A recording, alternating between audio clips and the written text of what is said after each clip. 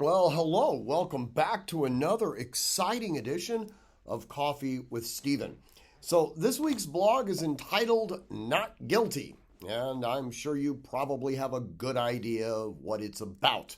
Now, because I typically will write the blog on a Friday or a Thursday for publication the following Wednesday, there are times where these things can get a little bit dated. And I sort of alluded to this last week when I wrote the blog on Kyle Rittenhouse's testimony.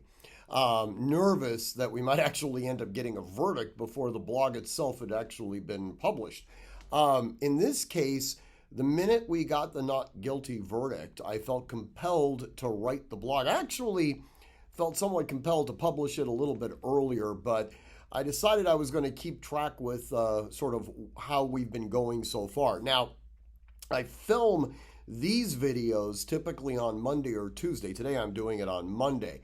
And there's been a massive amount of vitriol, primarily on the part of the left, as it relates to this verdict, with a lot of admonition essentially stating that this is fundamentally somehow racially driven.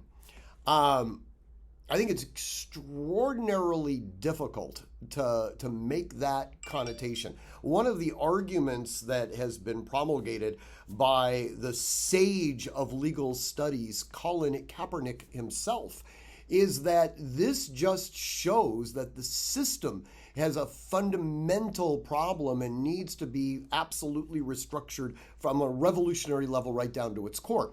Now, one could theoretically surmise from this that the argument that the people that are against the Rittenhouse verdict is that self defense is not something that individuals should be able to achieve. Now, this becomes really complex when we start looking at another case, one that I didn't write about, but I think it's important to discuss. A case that happened the same day as the Rittenhouse verdict.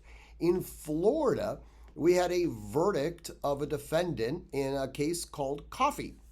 Now, Mr. Coffee, actually Mr. Coffee the third, was in his girlfriend's home when police executed a no-knock warrant. Actually, SWAT executed a no-knock warrant.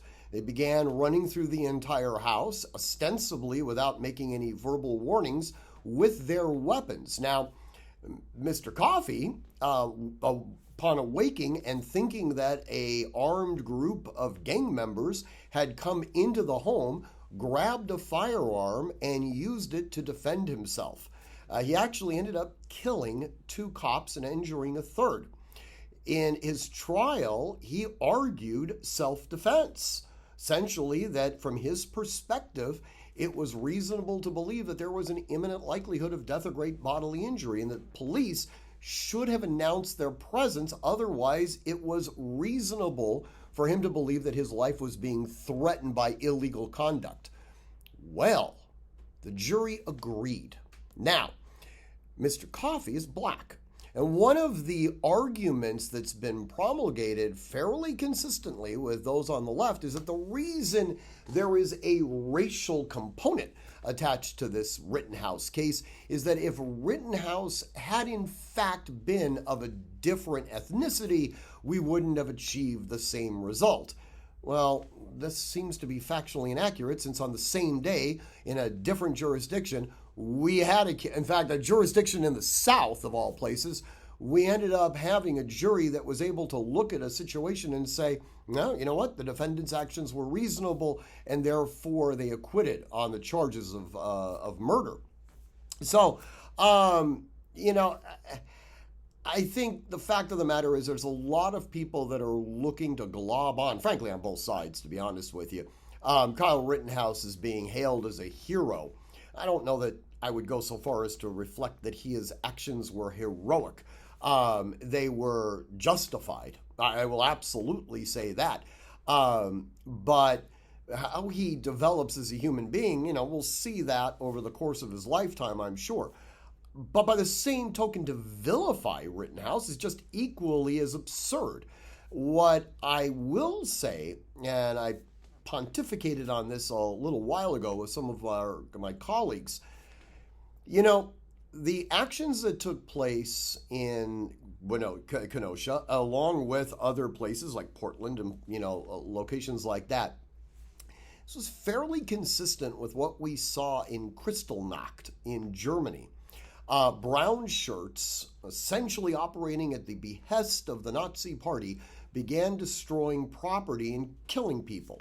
Now, what didn't happen in Kristallnacht was that the Jews didn't fight back. And they did at a very limited level, but they didn't fight back.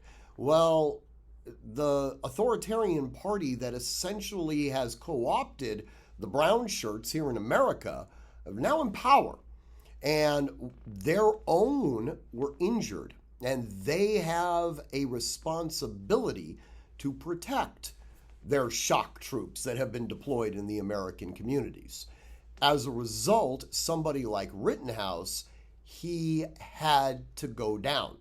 Now, and as it turns out, the jury wouldn't allow that to happen. This is going to be very, very interesting how this ultimately plays itself out.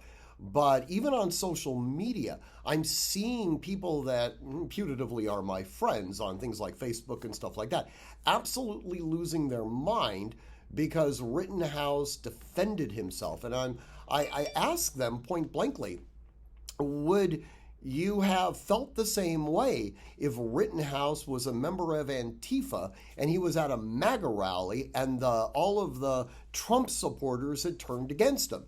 They usually flip that on me and they say, would you have felt it?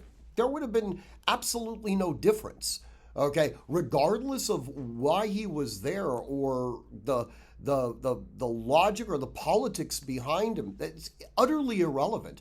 We look exclusively at the event that transpired and we see whether or not his actions were justified. That is the way our system of law is supposed to work.